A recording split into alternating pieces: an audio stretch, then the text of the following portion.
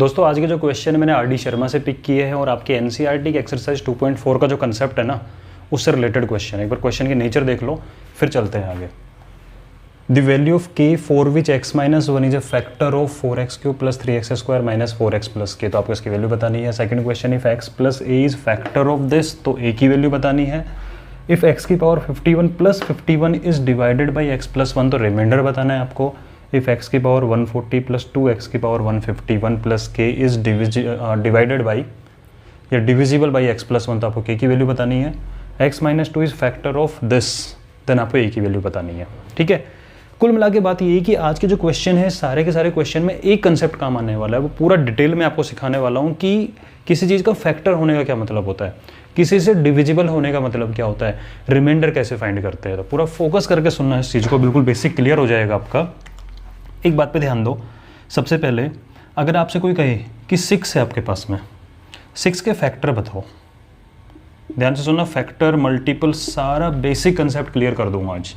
6 के फैक्टर, तो आप कहोगे देखो 6 किस किस से डिवाइड होता है, वो इसके फैक्टर होते हैं। 6 1 से डिवाइड होता है तो 6 का फैक्टर 1 हो गया। 6 2 से भी डिवाइड होता है, 2 भी इसका फैक्टर है। 6 3 से भी डिवाइड होता है तो 3 भी इसका फैक्टर है। 6 6 से भी डिवाइड होता है, 6 इसका फैक्टर है। फैक्टर मतलब आप ब्रेक कर सकते हो, और अगर आप वैसे लिखना चाहो 6 को, तो 6 को लिखोगे आप 2 मल्टीप्लाई 3, क्योंकि 1 को और इटसेल्फ को हटा दोगे, इससे तो हर कोई डिवाइड होता है। तो आप क्या बोलोगे कि 6 के फैक्टर है 2 और 3। पहली बात, कहे कि 6 क्या है, तो 6 जो है वो 2 का मल्टीपल है। क्या है ये इसका मल्टीपल। 6 जो है 3 का भी क्या है मल्टीपल, क्योंकि 2 की टेबल में भी आता है 6। तो कहने का मतलब ये, कोई आपसे ये कहे कि भाई 6 के फैक्टर बताओ, तो भी आप बता सकते हो, या किसी भी चीज़ के फैक्टर, एक एग्जांपल लिया जस्ट मैंने, ठीक है। और मल्टीपल का मीनिंग क्या है, ठीक है जी। पहली बात, काम ध्यान देने वाली बातें हैं ये, क्योंकि अभी मैं अलजेब्रा में घुसूंगा, लेकिन उससे पहले अपन जो जानते हैं उसके बारे में बात करते हैं। सेकंड थिंग, कोई आपसे ये कहे कि 6 का फैक्टर है 2, तो इस बात को कुछ और वे में, इसका और क्या मतलब निकल सकता है, इसका और मतलब ये निकलता है कि जब आप 6 को इस 2 से डिवाइड करोगे तो रिमाइंडर की वैल्यू क्या आएगी 0। ये काम की बात है, बहुत काम की बात है यार। 6 को 3 से डिवाइड करोगे तब भी रिमाइंडर क्या आएगा 0। 15 के फैक्टर होते हैं 3 और 5, तो जब 15 को 3 से डिवाइड करते हो रिमाइंडर क्या आता है 0। 15 को 5 से डिवाइड करते हो रिमाइंडर क्या आता है 0। कहने का मतलब क्या है कि जब किसी नंबर को उसके फैक्टर से डिवाइड किया जाता है तो पूरा पूरा डिवाइड होता है, और जब पूरा पूरा डिवाइड होता है तो उसका रिमाइंडर क्या निकल के आता है 0। बहुत इंपॉर्टेंट चीज़ है, नोटिस करने वाली बात है यहाँ पे ये, ठीक है जी। तो एक बात समझ में आ गई, आप चाहो तो नोट कर सकते हो कि when a number is divided by its factor remainder is always 0। पहली बात, कोई आपसे ये कहे कि बताओ 6 2 का मल्टीपल है, 6 क्या है 2 का मल्टीपल है, तो इस बात का मीनिंग भी यही है कि अगर मैं 2 से डिवाइड करूंगा 6 को तो भी रिमाइंडर क्या निकल के आएगा 0 निकल के आएगा। सेम चीज़ अब अलजेब्रा में आ रहा है, यानी कहने का मतलब क्या हो गया, मल्टीपल हो या फैक्टर हो, कंसेप्ट सिंपल सा है कि नंबर को अगर डिवाइड किया जाएगा उसके फैक्टर से तो अपना रिमाइंडर निकलेगा 0। अब आते हैं बात इस पे आते हैं, फैक्टर का मीनिंग अलजेब्रा में क्या है।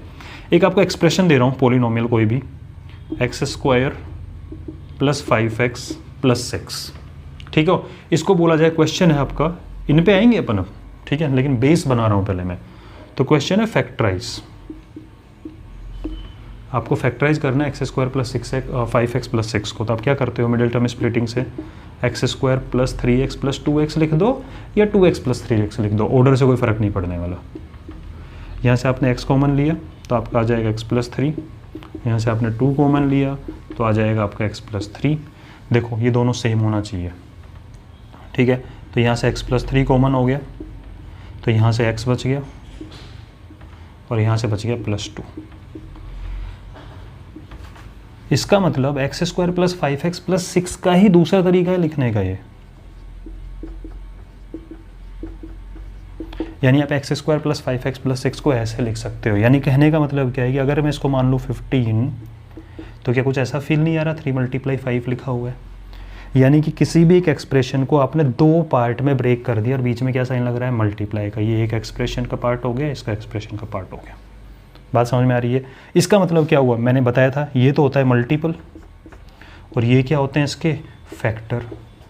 तो सिमिलरली ये भी फैक्टर हुआ कि नहीं हुआ, ये फैक्टर हुआ कि नहीं हुआ। कहने का मतलब क्या हो गया, एक्स स्क्वायर प्लस सिक्स, तो 5x प्लस सिक्स के फैक्टर है, एक तो x प्लस 3 और एक x प्लस 2। इसका मतलब जब मैं इसको इससे डिवाइड करूंगा तो रिमाइंडर क्या आएगा, 0। इस एक्सप्रेशन को जब इससे डिवाइड करूंगा तो रिमाइंडर क्या आएगा, 0। कोई आपसे ये पूछे कि चेक करके बताओ कि x प्लस 3 इसका फैक्टर है या नहीं है, तो आप क्या करोगे, इसको इससे डिवाइड करोगे, रिमाइंडर 0 आ रहा है तो फैक्टर है, नहीं आ रहा तो नहीं है। कोई पूछे बताओ x square plus 5x plus 6 का फैक्टर x प्लस 2 है या नहीं है, चेक करके बताओ, तो आप इसको इससे डिवाइड करोगे। उल्टा क्वेश्चन पूछ ले कि चेक करके बताओ कि if this is multiple of this, तो क्या करोगे, तब भी इसको इससे डिवाइड करोगे, रिमाइंडर 0 आ रहा है तो मल्टीपल है। कोई पूछे कि बताओ ये इसका मल्टीपल है या नहीं है, तब भी आप इसको इससे डिवाइड करोगे, रिमाइंडर 0 आ रहा है तो मल्टीपल है। आई होप आपको ये बात बिल्कुल क्लियर समझ में आ गई होगी यहाँ तक तो, ठीक है। सेकेंड थिंग, अभी मैंने आपको एक चीज़ बताई कि जब फैक्टर से डिवाइड करते हैं तो रिमाइंडर आता है 0। इस बात को चेक कर लेते हैं एक बार ज़रा। यानी जब मैं x square plus 5x plus 6 को, इसका एक फैक्टर आया था x प्लस 2, इससे डिवाइड करूँगा रिमाइंडर 0 निकलेगा। बोला जी बिल्कुल निकलेगा, ठीक है। क्यों निकलेगा, बोला निकलेगा, अभी हमें पता लगा पूरा डिवाइड होता है। बोला ठीक है, वैसे करके बताओ, चलो वैसे कर लेते हैं। फर्स्ट टर्म पे फोकस करो, डिक्रीजिंग ऑर्डर स्टैंडर्ड फॉर्म में है, ये भी standard form. First term x square को एक्स से डिवाइड किया, एक्स टाइम गया तो x multiply x is x square, 2 multiply x is 2x। फिर साइन चेंज करते हैं, 5x minus 2x is 3x और 6 एज इट इज उतार लिया। अब क्या होगा, आप इसको डिवाइड करो x से तो 3 आ जाएगा प्लस का 3x। किसी को लग रहा होगा कि सर ये चीज़ें क्यों बता रहे हैं, भाई बहुत काम की बात है, फिर मुझे इसमें कुछ नहीं समझाना पड़ेगा आपको, ठीक है, वरना हर क्वेश्चन में अलग अलग बताना पड़ता। 3 मल्टीप्लाई टू 6, रिमाइंडर निकला 0। तो हमारी बात बिल्कुल प्रूव हो गई कि जब किसी भी एक्सप्रेशन को उसके फैक्टर से डिवाइड करते रिमाइंडर आता है 0। क्या रिमाइंडर निकालने का कोई और मेथड है, मैं वहाँ तक आ रहा हूँ क्योंकि उनकी नीड है यहाँ पे। क्या रिमाइंडर निकालने का कोई और मेथड है, बिना डिवाइड करे, ये लॉन्ग डिवीजन ना करना पड़े, रिमाइंडर पहले ही पता लग जाए हमें, जिसको बोलते हैं रिमाइंडर थ्योरम, ठीक है। वो रिमाइंडर थ्योरम 2 काम करती है। कौन कौन से 2 काम करती है, पहला तो रिमाइंडर की वैल्यू निकाल के देती है आपको, और जब रिमाइंडर की वैल्यू निकल जाती है तो आपका एक तरीके से इस प्रोसेस को वेरीफाई भी कर देती है। क्यों, क्योंकि अगर मान लो क्वेश्चन आया आपका कि लॉन्ग डिवीजन परफॉर्म करो, तो आपने लॉन्ग डिवीजन परफॉर्म किया, आपका रिमाइंडर कुछ भी निकल रहा है, 0 नहीं, कुछ भी निकल सकता है, जरूरत है ना हर बार पूरा डिवाइड हो। अगर आपको बोले 15 को 4 से डिवाइड करो तो रिमाइंडर बचता है कि नहीं बचता है, तो यहाँ ही बच सकता है रिमाइंडर, कुछ और एक्सप्रेशन हो तो आपने किया लॉन्ग डिवीजन लंबा चौड़ा, आपका कुछ रिमाइंडर निकला। अब आपको डाउट है यार, कोई पूछे आपका फ्रेंड, यार तो क्वेश्चन करके आ गया, बोले हाँ यार कर तो आया, पता नहीं सही है कि नहीं है। अरे वेरीफाई खुद करो यार, मैथ्स में हर चीज़ वेरीफाई होती है, दूसरा मेथड होता है हर चीज़ का ऑल्टरनेट। तो आप कैसे वेरीफाई करोगे, इस रिमाइंडर की जो वैल्यू निकल के आ रही है, ठीक है जी, जो रिमाइंडर निकला है, इस रिमाइंडर की वैल्यू रिमाइंडर थ्योरम से फटाफट निकाल दो, 30 सेकंड के आसपास लगते हैं निकालने में। तो आपका जो 5 मिनट का प्रोसेस है, 30 सेकंड और एक्स्ट्रा दे दो, आप बिल्कुल श्योर हो जाओ कि आपका आंसर सही निकल रहा है नहीं निकल रहा है। तो रिमाइंडर थ्योरम क्या होती है उसको समझ लो, ठीक है जी। तो रिमाइंडर थ्योरम का कुछ स्टेप्स है, मैं स्टेप बता रहा हूँ, थ्योरी नहीं बताऊंगा। कि जो डिवाइजर होता है ना, तो स्टेप 1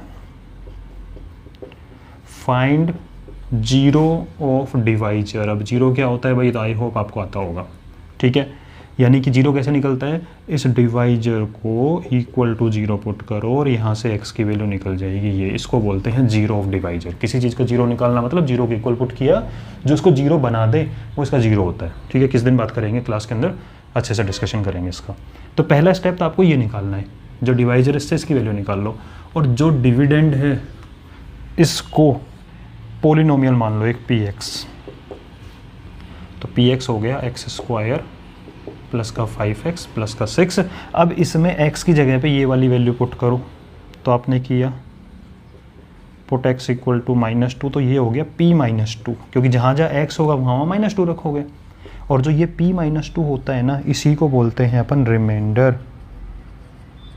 क्या बोलते हैं इसको, रिमाइंडर। तो यानी कि आपको प्रोसेस क्या भी बता रहा हूँ मैं, इस प्रोसेस क्या हुआ कि डिवाइजर को 0 के इक्वल पुट करा, यहाँ से x की वैल्यू निकाली, उस x की वैल्यू को जब इसमें रखते हैं तो डायरेक्टली आपको रिमाइंडर निकल जाता है, ठीक है।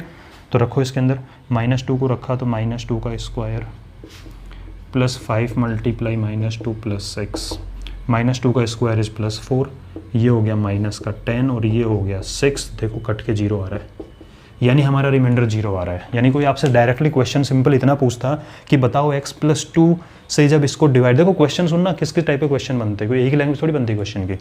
कोई क्वेश्चन पूछे कि चेक करके बताओ कि x+2 is factor of this, तो आपके माइंड में आया फैक्टर है मतलब पूरा पूरा डिवाइड कर, मतलब रिमाइंडर 0 आएगा। आपने डायरेक्टली इस प्रोसेस का फोई तो लिख के बताया मैंने यार, आप तो मेंटली करोगे। x+2 = 0 तो x = -2 को इसमें रखा, -2 का स्क्वायर इज 4, -2 को इसमें रखा तो -10 और +6 = 0 आ रहा है, मतलब हाँ भी फैक्टर है। समझ रहे हो इस चीज़ को, जल्दी कैसे होता है, ठीक है। तो अगर कोई पूछे फैक्टर कैसे है तब भी आप बताओगे कि रिमाइंडर 0 तो फैक्टर है। कोई पूछे बताओ ये इसका मल्टीपल है या नहीं है, तब भी आप चेक कर सकते हो रिमाइंडर थ्योरम का यूज़ करके, रिमाइंडर 0 आ रहा है मतलब मल्टीपल है, ठीक है। आपको वेरीफाई करना है अपने आंसर कि रिमाइंडर 0 आ रहा है कि नहीं आ रहा है, तब भी आप बता सकते हो। तो बात आई होप आपको समझ में आ गई होगी। फैक्टर है तब भी रिमाइंडर 0 आना चाहिए क्योंकि पूरा पूरा डिवाइड होना चाहिए। मल्टीपल है वो उसका मतलब पूरा पूरा डिवाइड होगा तो भी रिमाइंडर क्या आना चाहिए, 0 आना चाहिए। रिमाइंडर निकाल भी सकते हो, रिमाइंडर वैल्यू भी कर सकते हो, पूरी चीज़ मैंने आपको समझा दी। अब यहाँ पे आ जाओ, इसने बोला if x-2 is factor of this. इसका मतलब क्या है मैं समझा रहा हूँ। इसका मतलब ये है कि जब मैं इस x² करके नहीं बताऊंगा, सिर्फ समझा रहा हूँ, इसको इससे डिवाइड करूंगा तो यहाँ पे कर कुरा के रिमाइंडर की वैल्यू क्या आनी चाहिए आपकी, 0 आना चाहिए। नहीं आना चाहिए, बिल्कुल आना चाहिए कि x-2 अगर इसका फैक्टर है तो आपको एक ही वैल्यू निकाल देंगे, कोई दिक्कत नहीं है। मीनिंग समझ में आना चाहिए कि ये इसका फैक्टर, मतलब जब इसको इससे डिवाइड करो रिमाइंडर 0 आएगा। तो आपका काम क्या है करने का, प्रोसेस इसके इक्वल टू 0 रखते हैं तो यहीं से करिए, लिखना नहीं है आपको, समझाने के लिए बताया। पहला स्टेप होगा आपका x-2 को 0 के इक्वल पुट करोगे, यहाँ से x की वैल्यू निकलेगी 2। फिर आप इसको पोलिनोमियल मानोगे, x² + 3ax - 2a, ठीक है जी, ये हो गया। अब आप करोगे पुट x = 2। अब आप देखो बात क्या है, इसने बोला कि फैक्टर है, हमें अब चेक नहीं करना फैक्टर है या नहीं है, हमें बता दिया फैक्टर है, हमें बता दिया कि फैक्टर है मतलब रिमाइंडर 0 बता दिया हमें, ठीक है। तो मैं आपको प्रोसेस लिख के बता रहा हूँ कि एज इट इज़ गिवन, ठीक है, क्योंकि सब्जेक्टिव में भी आ सकता है question, as it is given x-2 is factor of, writing पे देख लेना मैं थोड़ा सा, factor of px। That means कि जब मैं इस 2 वाली वैल्यू को इसमें पुट करूंगा तो रिमाइंडर अपने आप 0 आएगा। इसका मतलब कि जब px में x = 2 पुट करूंगा तो इस p2 की वैल्यू क्या होनी चाहिए, 0, क्योंकि p2 रिमाइंडर है, वो 0 होना चाहिए क्योंकि बोला है मैं फैक्टर है बस। तो इसका मतलब आपने पुट किया इसके अंदर, तो p2 का मतलब 2 का स्क्वायर 4 + 2 × 3 6a - 2a, और ये किसके इक्वल होगा, 0 के equal. 6a - 2a is 4a, 4 उधर गया तो माइनस का बन गया, a = 4 डिवाइड में चला जाएगा यहाँ से हट के, और a = हो गया -1, ठीक है। पहला क्वेश्चन था, बहुत डिटेल में बता दिया, कंसेप्ट बहुत डिटेल में बता दिया। सिंपल सी बात है, फैक्टर है तो रिमाइंडर 0 होगा, और रिमाइंडर 0 है तो फैक्टर होगा, ठीक है, वाइस वर्सा। अब बात करते हैं, अरे समझ में आया नहीं आया यार, कमेंट में लिख के ज़रूर बताना मुझे, ठीक है, कि समझ में आ रहा है नहीं आ रहा है। एक्टिव स्टूडेंट बनो थोड़ा सा, इतनी मेरी गारंटी है, फिर आपके मार्क्स कहीं नहीं डिले होंगे। हाँ जी, क्या बोला, दिस इज़ डिविजिबल बाई, किसी से डिविजिबल होने का मतलब होता है कि पूरा पूरा डिवाइड कर रहा है वो, ठीक है, पूरा पूरा डिवाइड कर रहा है, मतलब यहाँ भी रिमाइंडर क्या होगा, 0 होगा। इससे पूरा पूरा डिवाइड हो रहा है तो आपने x + 1 को इक्वल टू में 0 पुट किया, यहाँ से x = -1 निकला, इसको मान लिया पॉलिनोमियल। तो px को मान लिया आपने x की पावर 140 + 2x की पावर 151 + k, और आपने क्या करोगे, डिवाइड हो रहा है पूरा पूरा, मतलब रिमाइंडर 0 होगा, मतलब जब मैं x की वैल्यू -1 यहाँ पुट करूँगा तो इसकी वैल्यू ऑटोमेटिकली 0 आएगी या नहीं आएगी। ये इंपॉर्टेंट लाइन समझने की है कि जब पूरा पूरा डिवाइड होता है तभी रिमाइंडर क्या होता है, 0 होता है, और ये रिमाइंडर ही तो है, इस वैल्यू को इसमें रखने पर रिमाइंडर ही तो निकलता है, ये 0 होगी। इसका मतलब इसकी वैल्यू किसमें रखो, -1 को, तो -1 की पावर 140 + 2 × -1 की पावर 151 + k, और ये 0 होगा, क्योंकि आपको पता है यार, जब मुझे किसी चीज़ की वैल्यू निकालनी हो तो वो एक इक्वेशन होना ज़रूरी है। तो इक्वेशन बनी कि नहीं बनी, इक्वल टू 0 पुट करती है, एक इक्वेशन है, इक्वल का साइन लगा हुआ है, LHS है RHS है, ठीक है। माइनस की power even number, minus even time आता जाएगा, प्लस बनता जाएगा। देखो 2 माइनस होते हैं, प्लस बन जाता है, फिर 2 माइनस आएंगे, प्लस बन जाएगी। प्लस का साइन माइनस है तो मिलकर बना हुआ है, तो ये +1 बनेगा। उसके बाद में माइनस की पावर ओड, एक अकेला बच्चा बच गया यार, पेयर नहीं बन रहा उसका किसी के साथ में, माइनस बचेगा तो -1 × 2 इज -2 प्लस k = 0। -2 + 1 मिलके माइनस का 1 बना, और k = -1 उधर चला जाएगा तो प्लस का 1 हो जाएगा उधर जाके, तो k = आपका आंसर आ गया 1, ठीक है। ये वाला क्वेश्चन भी आपका हो गया। इन क्वेश्चन को दोबारा भी करके देखना भाई, ऐसे ही नहीं है, सेलेक्ट कर करके लेके आ रहा हूँ आप लोगों के लिए, काम आएंगे एग्जाम में। If this is divided by, हम डिवाइड कर रहे हैं, डिविजिबल नहीं बोला, डिविजन मतलब पूरा पूरा डिवाइड हो जाएगा, डिवाइडेड बाई दिस, तो रिमाइंडर फाइंड करो। बोले कर देंगे, क्या प्रोसेस है, बोले इसको 0 के इक्वल पुट करेंगे, इस वैल्यू को इस पॉलिनोमियल में, इसको px मान लेता हूँ, इस पॉलिनोमियल में ये वैल्यू रखूँगा, डायरेक्ट रिमाइंडर निकलेगा, तो आपका जो रिमाइंडर होगा वो होगा p -1, -1 रखो तो -1 की पावर 51 प्लस 51, माइनस की पावर ओड, माइनस और 1 की पावर तो कुछ भी हो 1 ही रहता है, तो -1 प्लस 51 इक्वल टू प्लस का 50, ऑप्शन नंबर डी। देखो कितना आराम से हो रहा है, पहले कंसेप्ट बताने से ये फ़ायदा हो जाता है, ठीक है।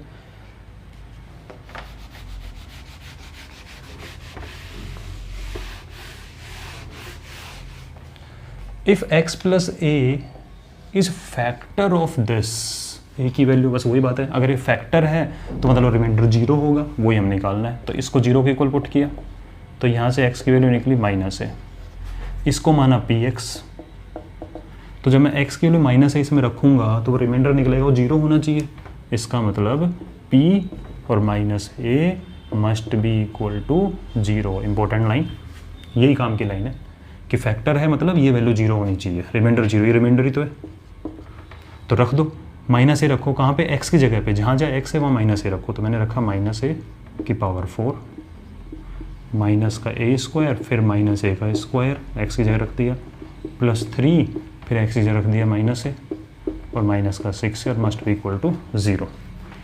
माइनस की पावर 4 इज़ प्लस, और a की पावर 4 इज a की पावर 4, माइनस की पावर 2 इज़ पॉजिटिव हो गया ये, तो ये पॉजिटिव हो जाएगा, ठीक है। और उसके बाद बाहर माइनस है तो माइनस रहेगा, ये मत कर देना सर माइनस माइनस प्लस, गलत बात। पहले ब्रैकेट को सॉल्व करो, बोर्ड मास, माइनस का स्क्वायर प्लस, इस प्लस को माइनस से मल्टीप्लाई तो माइनस, और a की पावर 2 और a की पावर 2 मिलके बन गया a की power 4, positive negative negative, 3a - 6a equal to 0, ये कट गए एक दूसरे से, ये बन गया माइनस का 9a इक्वल टू 0, और a की वैल्यू हो गया 0 डिवाइड बाई एनीथिंग, क्या आएगा आपका 0, ऑप्शन नंबर ए, ठीक है। अच्छा ये मैंने एरो लगाया था।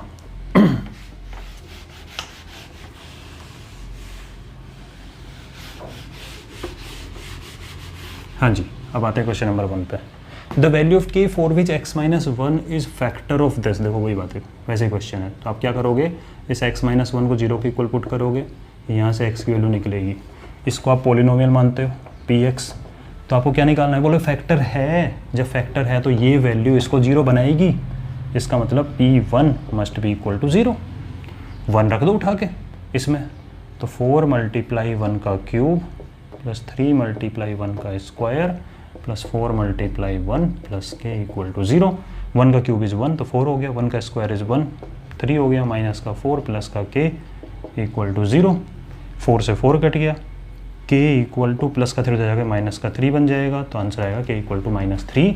आई होप आपको क्वेश्चन में मज़े आए होंगे। भाई कैसा लगा मुझे कमेंट सेक्शन में लिख के ज़रूर बताना, ठीक है। Be, make the class interactive, और कोई प्रॉब्लम हो तो वो भी मुझे कमेंट में लिख के बताओ, ताकि उस चीज़ को अपन इम्प्रूव करें। चलो भाई मिलते हैं नेक्स्ट वीडियो में with the next bunch of important questions.